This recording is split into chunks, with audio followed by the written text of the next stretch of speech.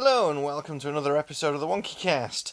This week's episode is episode number 15, and it's a slight departure from normal, as this week's show, it's my lovely wife Emma who takes centre stage, being that this was the interview that she recorded on stage at the Sci Fi Weekender the other week with Julian Glover.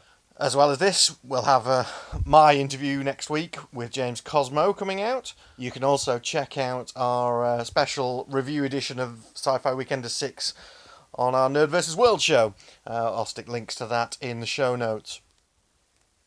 For those of you who don't know about the Sci Fi Weekender, it's an excellent weekend in Wales. It takes place in March every year. Tickets are now open and bookings are being taken for Sci Fi Weekender 7, which is in 2016. So if you're interested, then get along, get your tickets booked, because everything is sold out this year. And tickets for next year are going fast. Again, the links for that will be in the show notes, so check them out. And so without further ado, I present Emma's interview with Julian Glover in full. Enjoy!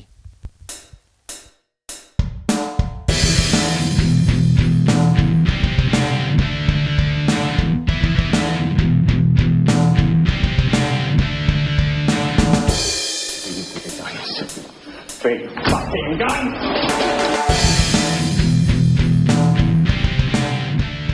Hi, my name is Emma Potast from the Wonky Spanner website and podcasts. We are all here to hear about the life and exploits of Julian Glover. Julian is an especially hard-working and internationally renowned actor, appearing in theatre, TV and big-budget films for over 50 years. In 1993, he received the Laurence Olivier Award for the Best Actor in a Supporting Role for Henry IV. In 2013, he received Commander of the Order of the British Empire for services to drama. Plus, he has a whole 3 Lego characters, even though one is a giant spider. Can you put your hands together and welcome, please, Julian Glover?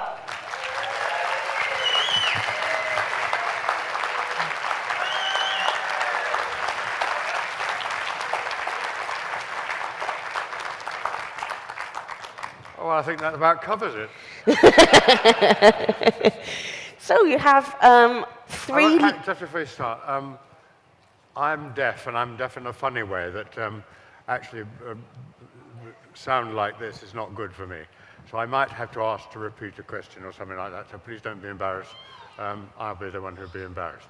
Yes. Okay. So you have 3 Lego characters to your name. You have General Veers. You have Donovan, and you also have Aragog the Spider.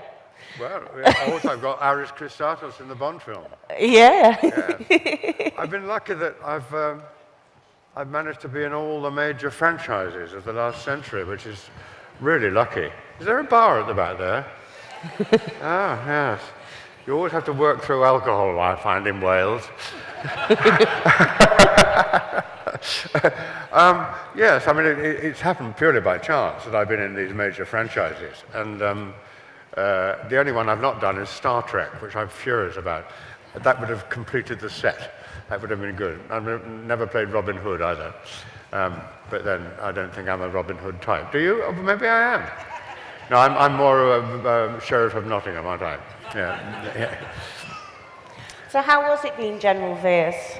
Well, General Veers actually was a bit tiresome. We were aware that we were in the second film of something which had been very exciting. We had no idea where it was going to go. We were pleased to be in it, or having seen the first Star Wars film, which was simply remarkable, particularly for people of my age, when we were young when it first came out. And you've seen a lot of stuff like that since, but at that time it was simply remarkable for us seeing those aeroplanes going between those ravines and things. Oh God, it was fantastic. Anyway, we were aware that it was obviously going to be quite successful. We had no idea that I believe to be the case, and I'm not the only one, that actually Empire Strikes Back is the best of the early franchise.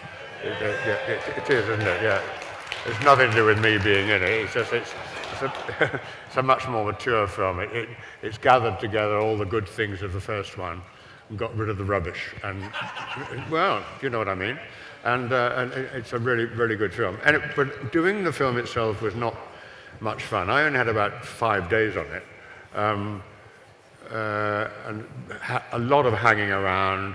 And then when you're on the set, being hassled very quickly because they wanted to get it done very quickly. Suddenly, you'll wait for 3 hours and then suddenly, get on with it, Julian, get on with it, come on. Don't dry now. You know my drying story in that one? No? Did I tell you? The scene which I've got in that, yes, that fighting machine I'm in, that attack thing, that thing that looks like a giraffe. When I filmed it, I was on a gantry on up high with a blue screen behind me and a mock-up control panel here, not the one you saw. And they shook me about, and I had no idea what that thing that was that I was driving until I saw the film. Oh, that's me, is it? And so I said, that head. Anyway, I had some sort of rather silly stuff to say while I was up there. And there was one line that I had, which I had to go 16 takes on. And now you'll understand why it was so difficult for me when I explain to you. Listen to this line. I really try to concentrate to get actually what it means. But you'll understand why I was so confused about it all.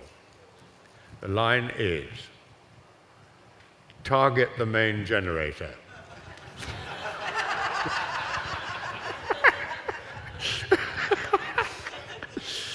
Only mitigating circumstances. I did have a lot of other things to say all round it. And when I got to target the main generator, 16 times I tried. I was not a popular man on the set. But you returned to General Veers in Lego Star Wars, The Empire Strikes Out. Had what? The Empire Strikes Out, the Lego film.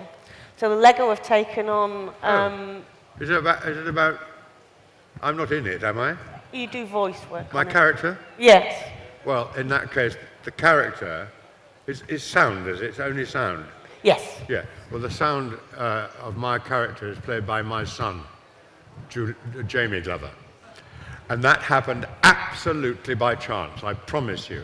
He went in to do this job, this voicing for a sci-fi film. He didn't know what it was. And they said, you're going to be playing somebody called General Veers. He said, that sounds familiar. I don't believe it. They said, why don't you believe it? He said, because my father played it in the original. And they hadn't made the connection between the two names Glover. It's weird, isn't it? But in Star Wars, you act alongside David Prowse, but you went to school with him originally. No, where did that come from? No, I didn't.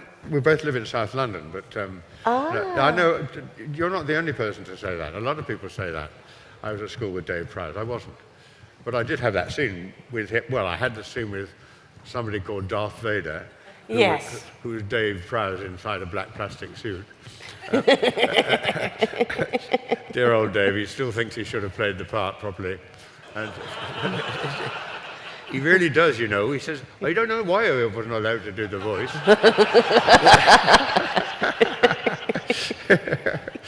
He's a lovely fellow, Dave. He's lovely. He's not very well now, you know. He was a muscle man, the Green Giant, remember that? Yeah, crossing the man. Crossing the roads, yes. I remember him.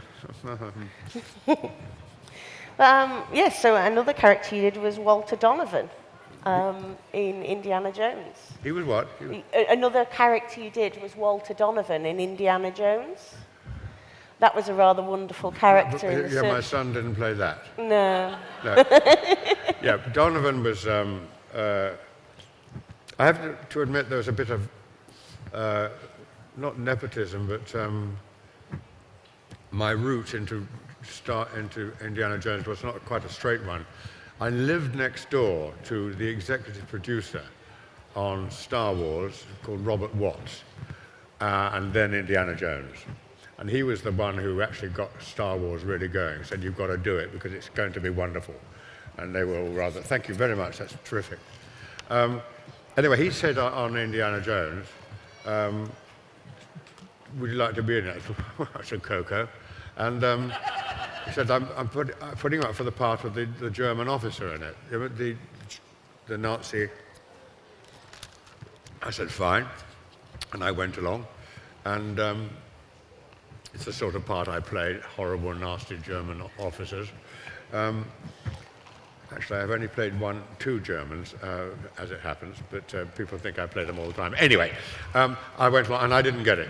I didn't get the part, so I was quite sorry about that. But the next day, my agent rang and said, they're interested in you in the part. Michael Byrne is going to play your part, the part you went out for which he is absolutely suitable. He was wonderful.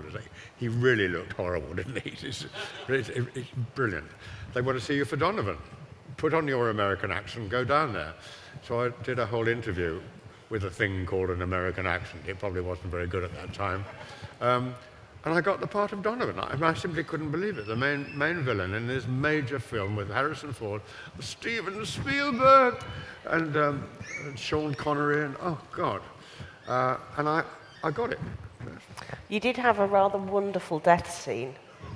I had a very good death scene. Well, you can call it a good death scene. A good disintegration scene. Yeah, we started working on... That was in the days before CGI. Oh, well, there was a bit of it then, but not like it is now. All things like that are done CGI now. But it wasn't then. They didn't do them then. And 3 months before the film started, I went and had a face mask made, like a a plaster, like a death mask,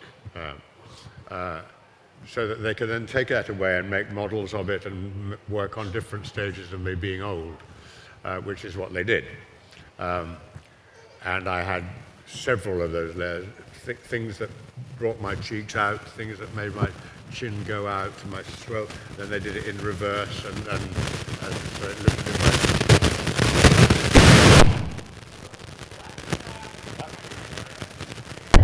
Whoa, have another one. What the hell's going on? It's Darth Vader. Anyway, so, and we shot it over. It took 3 days to do that, to shoot that sequence, me gradually getting older and older and older. And remember when my hair suddenly grows, like that in one great long go? What they did with that was that they had it on the front of me here with a handle, the whole of the wig, and they shot it in reverse and pulled it up. So that you did that, pulled it up like that, so that when it was in reverse, it came down. Very effective moment. Anyway, when we finished the movie, they said, do you want this face mask? Oh, all right. Took it home. They'd been working on it. I looked about 180 on it. And I took it into the house and showed my wife, Isla Blair, the actress, you might know her. And said, I'm not having that bloody thing in the house. Oh, it's horrible. Get it out. Put it in the garage. Okay, so I put it in the garage. A few years later, we're tidying out the garage, and I said, look, I've got this thing. She said, oh, it's horrible. Get rid of it. So I put it in the bin. Ooh. Well, about 2 years ago, I was talking to a dealer about this. He said, I'd have given you £17,000 on the spot, Julian, if you had that in your hand. Oh.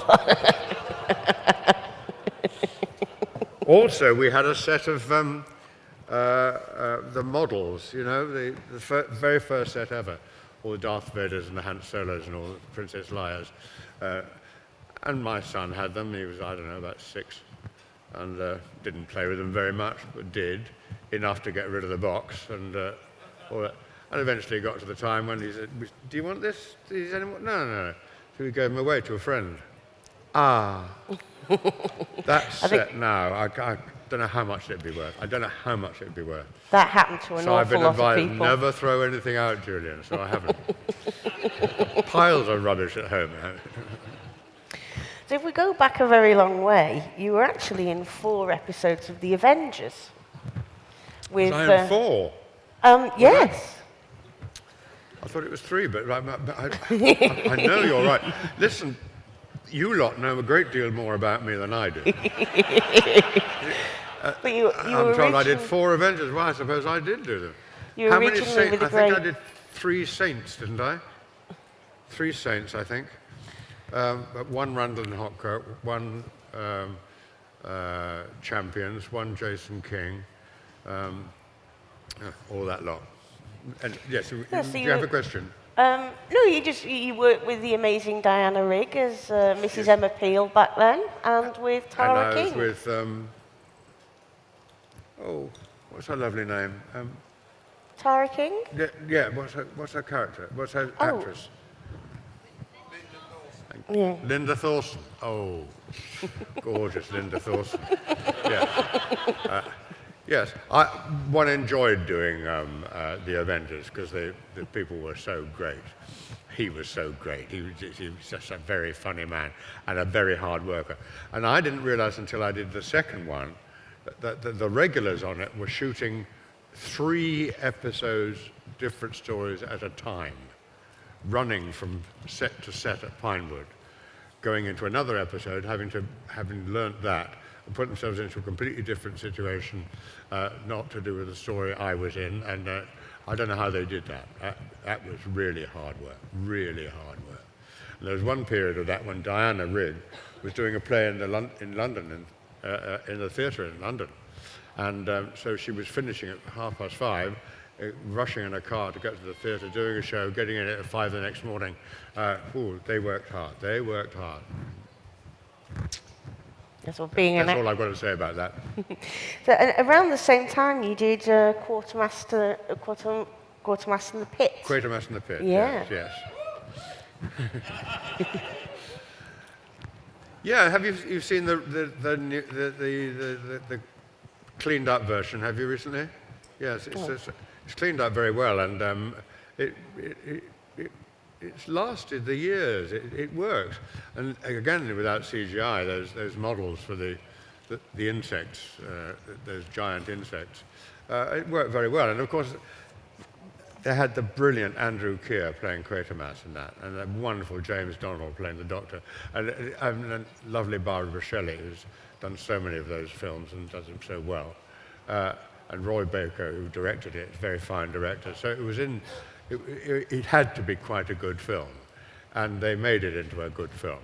I don't know whether it was entirely better than the television version, which was originally done with Andre Morel on black and white BBC television, but then I think that was in 4 or 5 parts, or maybe 6 parts, and you can't really compare a film with a television series, can you?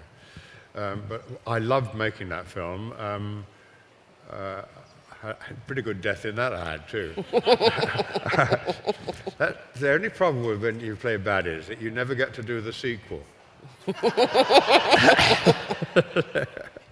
There was talk of me being in the next Bond film after the one I made, and Mrs. Broccoli and her daughter were very keen on me coming back, but there was absolutely no way they could bring Aris Christatos back to life. Couldn't be done. So at the moment, you're in Game of Thrones as Grandmaster Pycelle, Playing Grandmaster Pycelle. who you play a character who pretends to be old and doddering, but isn't quite as old and doddering as he appears to be. A man of many parts. That actually is quite interesting, I have to say, but it's interesting to me. There's a hell of an audition process for Game of Thrones, even then, before we knew it was going to be such a smash. I auditioned for 2 parts, long speeches, and didn't get them. But I did get Pycelle, okay, and I only got Pycelle by default because an actor called Roy Dotrice was going to play Pycelle, and he got very ill, and he couldn't do it. I can tell this story now because he's perfectly all right now, and he's got another part in it, so I feel okay about it. Anyway, I thought he was quite an interesting old fella, and did the first couple of episodes, and then I realized that all I was doing was sitting at a table and giving rather poor advice to people who didn't really want to hear it anyway. And I got quite bored, and so I went to the writers and one in particular, Dan, and I said, look, I hope what I'm doing is satisfactory for you, but I'm sorry, I'm a better actor than this. Give me something to do, for God's sake. And he said, okay, well, we'll try and think of something. That night, this is absolutely true, I had a dream. And the dream was what happened, that I was somebody who was pretending to be old and hopeless and decrepit, but in fact was quite an active person. Well, the day after that, they came in and said, we've had this idea, and we've got it from when, at the end of every take, I'm the old man like that, and they say, cut, and I stand up, I put my hands in my pockets and start chatting to my friends and all that. They say, we've got this idea from that actually you're not a bent-over old person, you're somebody who stands up straight. Not very good today, I'm afraid, Julian, quite seriously. I've cracked a rib, so I'm not moving very well. And so they wrote in this wonderful scene, which I presume you've seen, or you wouldn't be going, woo! In which I'm found in bed, well, just out of bed with a girl and all that. And when she goes out, I get up and stretch, and it's quite obvious that I'm someone who's playing a very canny game. And they did that for me, which was wonderful, terrific. Really gave me something to think about and something to work with, to be those two things. However, and I'm briefly found out by Tyrion. Tyrion finds out, and I'm put in prison and all that stuff.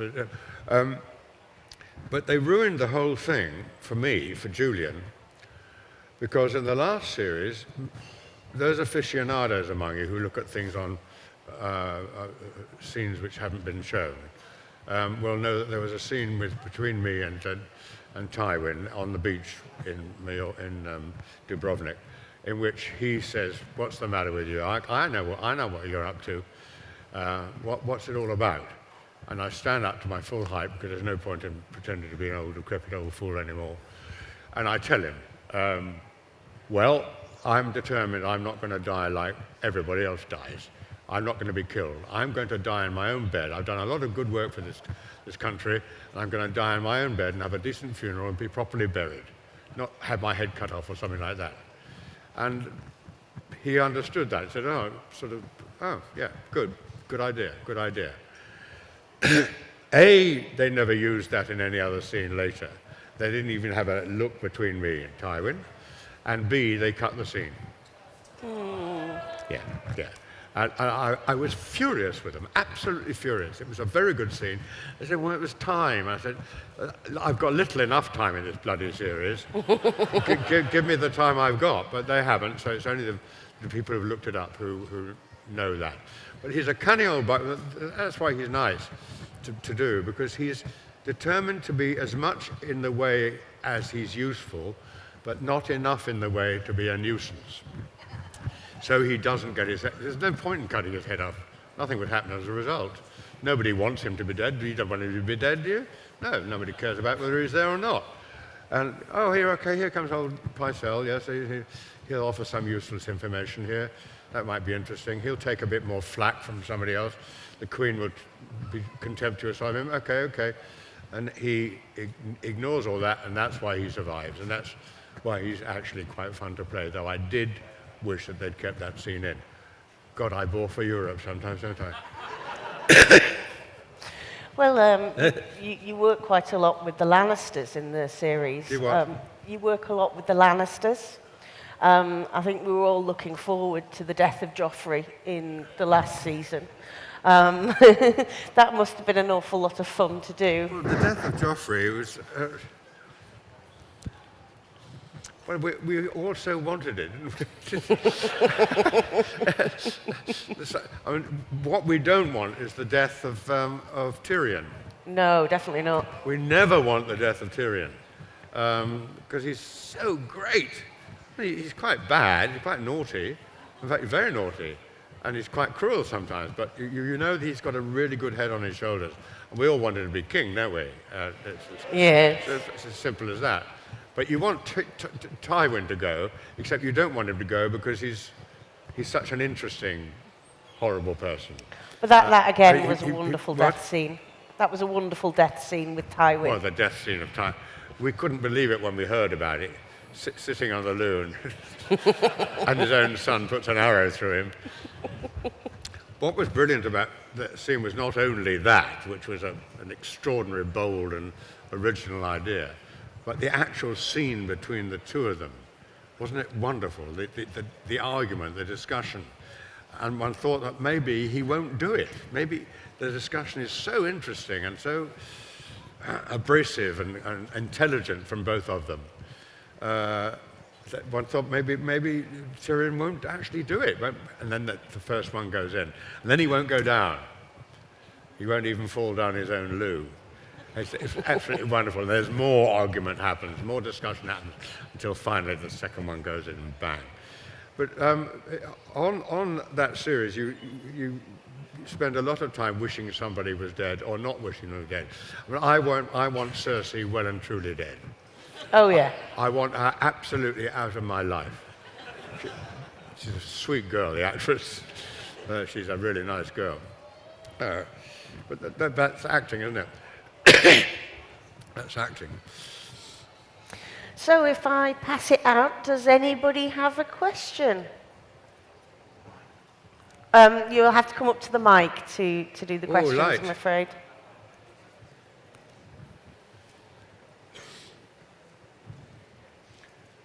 Afternoon.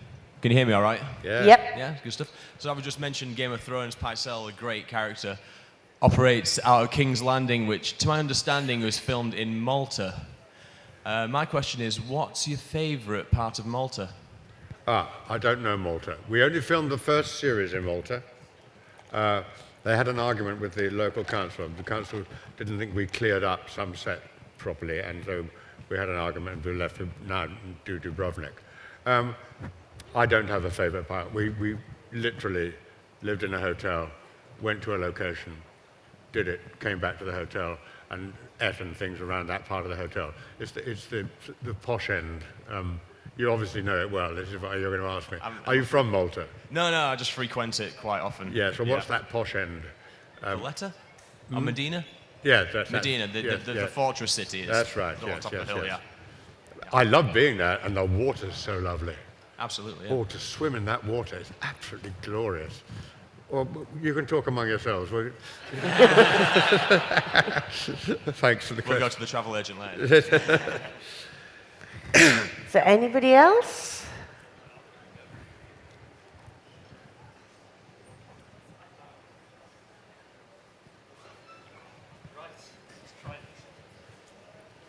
A long time ago, back in the 70s, now, if you can remember this, we'll be massively impressed. You were in the best ever Doctor Who episode, City of Death, opposite Catherine Von Schell and Tom Baker and Lalla Ward. No Von. Hey? No Von. Catherine Schell. Sorry, Catherine Schell, yes. And there's a scene in that me and my friends, we always look at it and go, what was that about?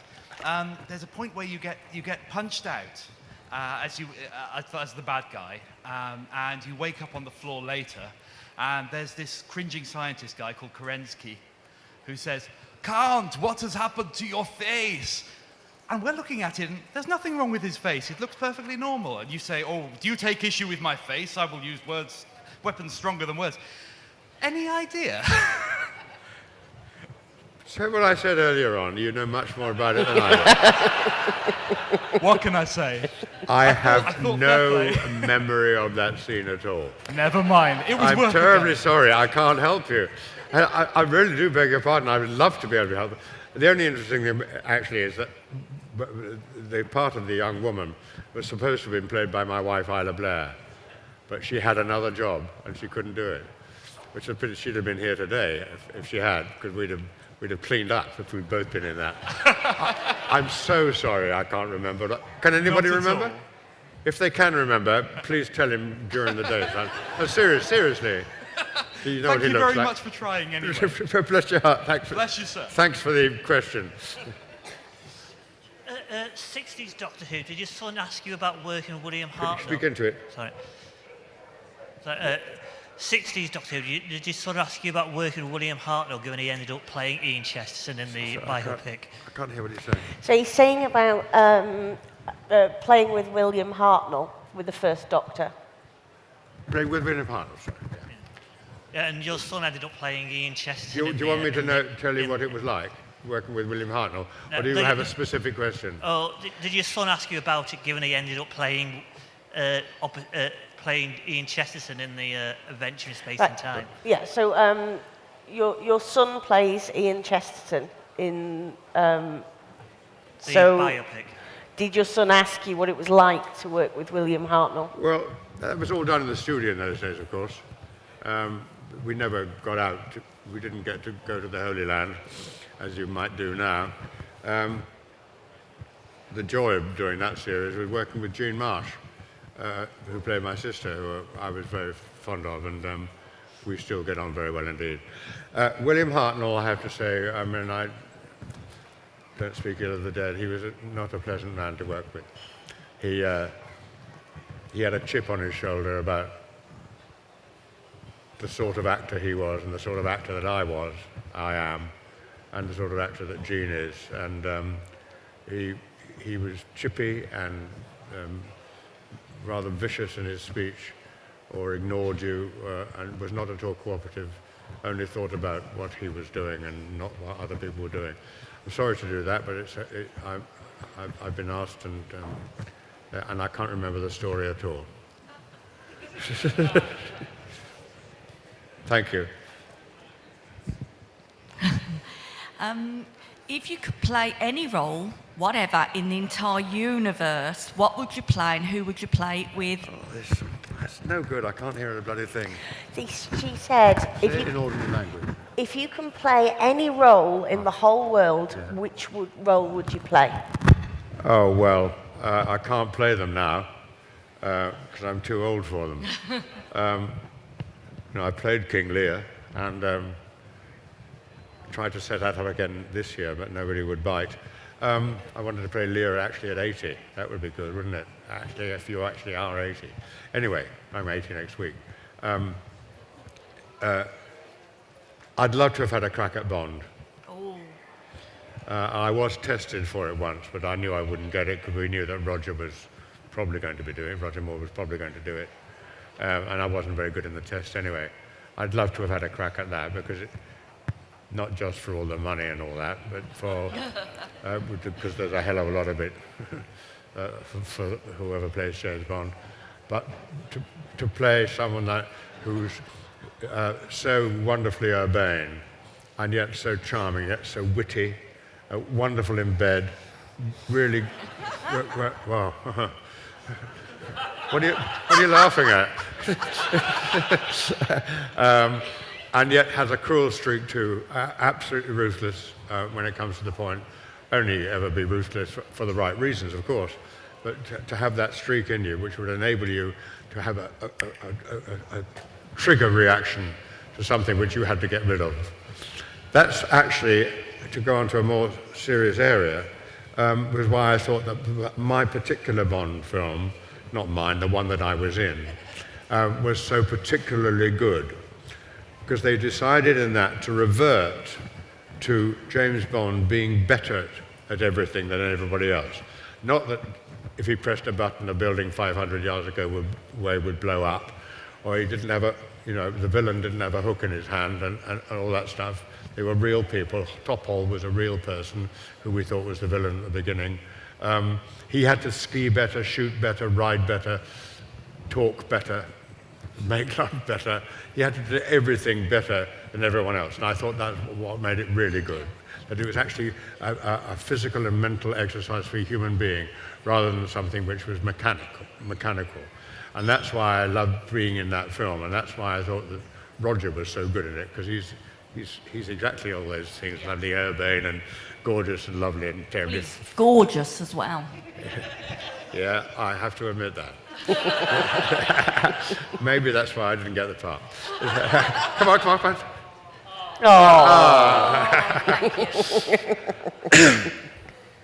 You said earlier that Star Trek was the only franchise that you haven't been in. Well, yeah.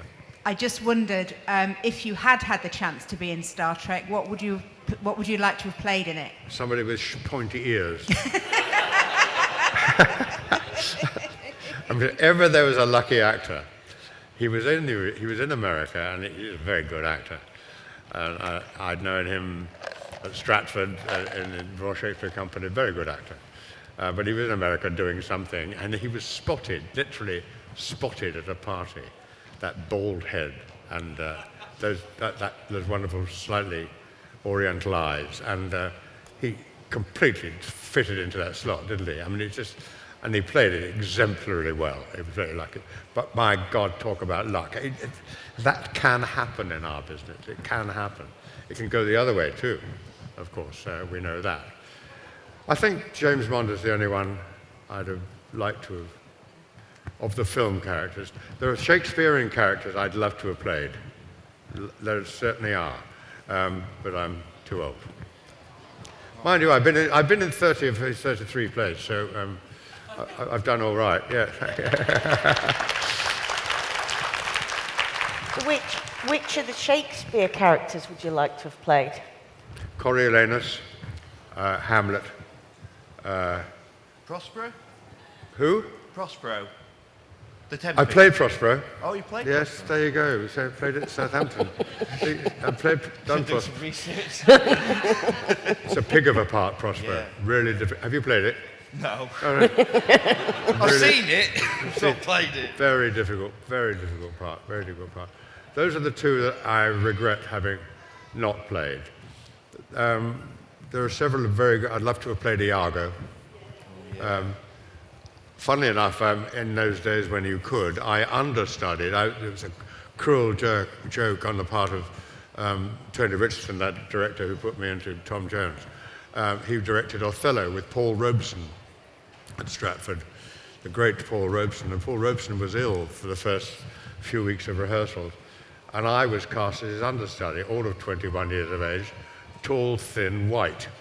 But I did get to play it for a couple of weeks during rehearsals, and it was absolutely wonderful doing that. Could never do it now, of course. I mean, I think the last white actor to play Othello was Tony Hopkins on the television to do that thing called blacking up. Couldn't possibly do it now. So I'd love to have had a go at Othello. I would have, but Iago is really, he's the arch villain, because nobody knows why he did it. No, except he's an absolute bastard.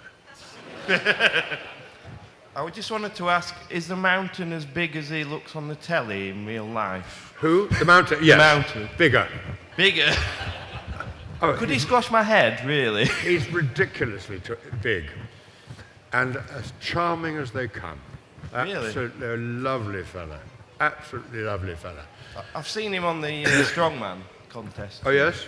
He got second last year, yeah. Well... First in head squashing, yeah. and eye removal. Eyebrow. You'd have to be pretty strong to do that, to get an eye out.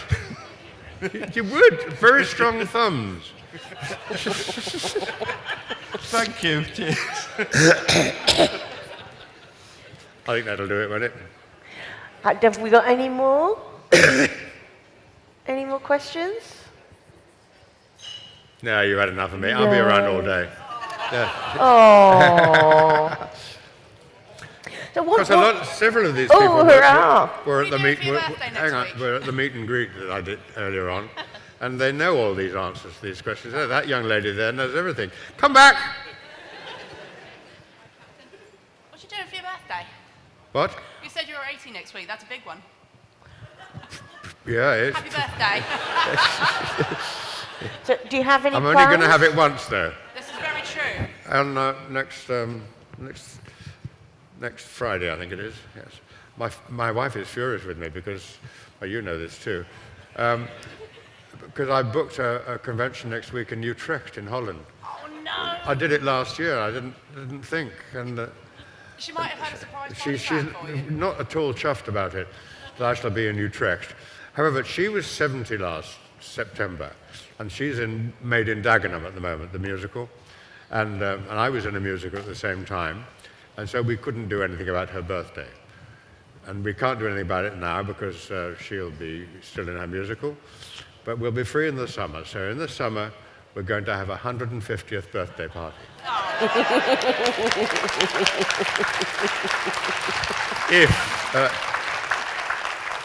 If, as my late mother used to say, I am spared. That's marvellous. God bless. Brilliant, by the way. Thank you very much. Very kind of you, thank you. Right, so in that case, well, thank you very much for appearing on stage here.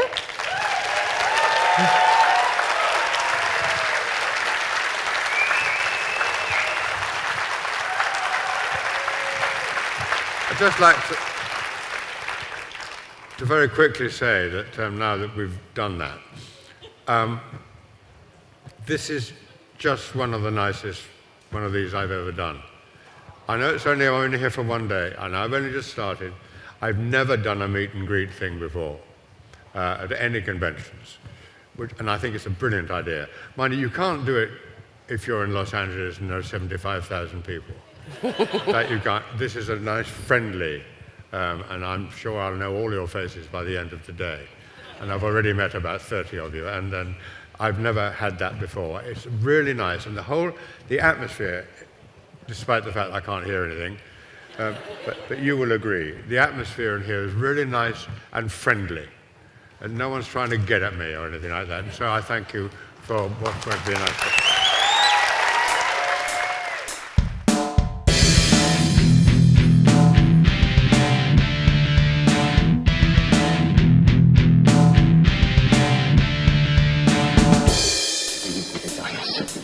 Big fucking gun!